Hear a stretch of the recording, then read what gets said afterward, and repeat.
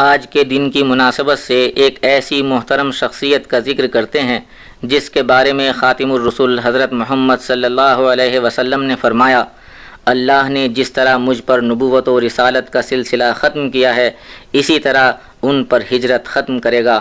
یہ محترم شخصیت حضور اکرم صلی اللہ علیہ وسلم کے عم مکرم حضرت عباس ابن عبد المطلب کی ہے۔ ان کا نام عباس اور کنیت ابو الفضل ہے۔ نبی اکرم صلی اللہ علیہ وسلم کے چچا تھے، لیکن عمر میں زیادہ فرق نہ تھا، صرف 2 یا 3 سال بڑے تھے۔ زمانے جاہلیت میں قریش کے سربراہ رئیس تھے۔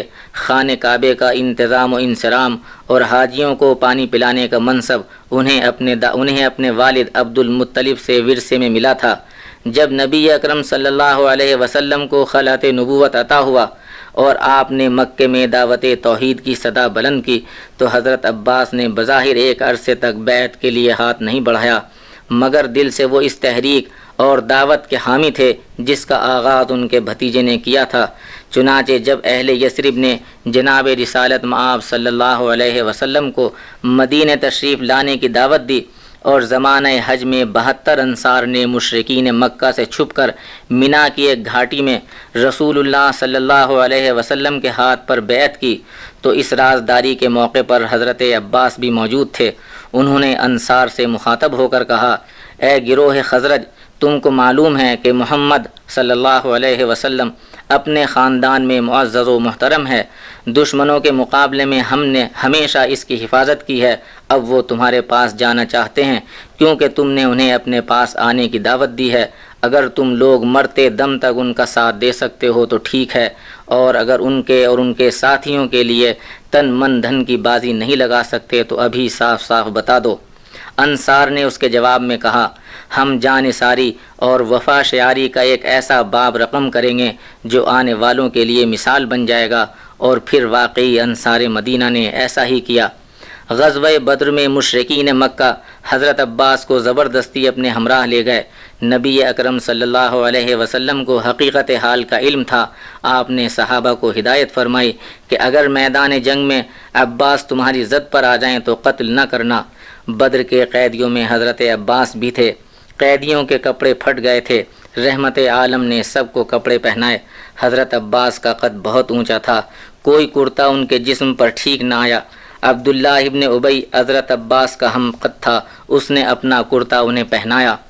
عبداللہ ابن ابی کے منافق ہونے کے باوجود جب وہ مرا تو جناب رسالت مآب صلی اللہ علیہ وسلم نے اپنا کرتا اس کی لاش کو پہنانے کے لیے دیا۔ وہ در حقیقت اسی احسان کا بدلہ تھا جو اس نے حضور کے عم محترم کے ساتھ کیا تھا۔ حضرت عباس کا ایک عرصے تک مکے میں مقیم رہنا اور کھلم کھلا دار اسلام میں داخل نہ ہونا ایک مصلحت پر مبنی تھا۔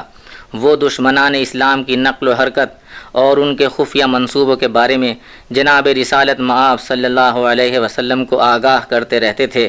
نیز اس سرزمین کو جس میں اسلام کمزور اور ناتواں فرزند رہ گئے تھے ان کے لیے مامن و ملجا تھے۔ یہی وجہ تھی کہ جب بھی انہوں نے جناب رسالت مآب سے ہجرت کی اجازت طلب کی تو جواب میں یہی فرمایا کہ اللہ نے جس طرح مجھ پر نبوت ختم کی ہے اسی طرح آپ پر ہجرت ختم کرے گا۔ فتح مکہ سے کچھ عرصے پہلے حضرت عباس کو ہجرت کی اجازت ملی۔ ماں اہل و عیال مدینہ منورہ آئے اور نبی اکرم صلی اللہ علیہ وسلم کے ہاتھ پر بیعت کی۔ جب فتح مکہ کا معرکہ درپیش ہوا تو حضور کے ہم رکاب تھے۔ غزوہ حنین، غزوہ تبوک اور حجۃ الوداع میں بھی حضور کے شریک سفر تھے۔ رسول اللہ صلی اللہ علیہ وسلم اپنے عم محترم کی انتہائی تعظیم و توقیر فرماتے تھے۔ ایک مرتبہ آپ نے حضرت عباس سے مخاطب ہو کر فرمایا، جو شخص اللہ کے لیے اور اللہ کے رسول کے لیے تم سے محبت نہیں کرے گا اس کے دل میں نور ایمان نہ ہوگا۔ رسول اللہ صلی اللہ علیہ وسلم کے بعد آپ کے خلفاء نے بھی ان کی عزت و احترام میں کبھی کوتاہی نہیں کی۔ حضرت عمر فاروق رضی اللہ تعالی عنہ کی تو یہ حالت تھی کہ جب کوئی مشکل پیش آتی تو حضرت عباس رضی اللہ تعالی عنہ کا واسطہ اور وسیلہ پکڑ کر اللہ جل شانہ سے دعا مانگتے۔ ایک مرتبہ بارش نہ ہوئی، لوگ بہت پریشان ہوئے۔ انس بن مالک رضی اللہ عنہ کہتے ہیں کہ حضرت عمر رضی اللہ عنہ نے حضرت عباس بن عبد المطلب کو ساتھ لیا مسلمانوں کو بھی جمع کیا اور بارگاہ رب العزت میں یوں گویا ہوئے، اے اللہ، ہم تیرے پیارے نبی کے ذریعے اور وسیلے سے تجھ سے اپنی حاجتیں مانگتے تھے، تجھ سے بارش طلب کرتے تھے، تو اپنے نبی کی برکت سے بارش عطا فرماتا تھا۔ آج ہم میں تیرا نبی نہیں، ہم تیرے محبوب نبی کے مشفق اور محترم چچا کو تیری بارگاہ میں وسیلہ بنا کر لائے ہیں، تو ہمیں باران رحمت عطا فرما۔ انس کہتے ہیں کہ اللہ نے اپنی رحمت سے اتنی بارش برسائی کہ خوب جل تھل ہو گئی۔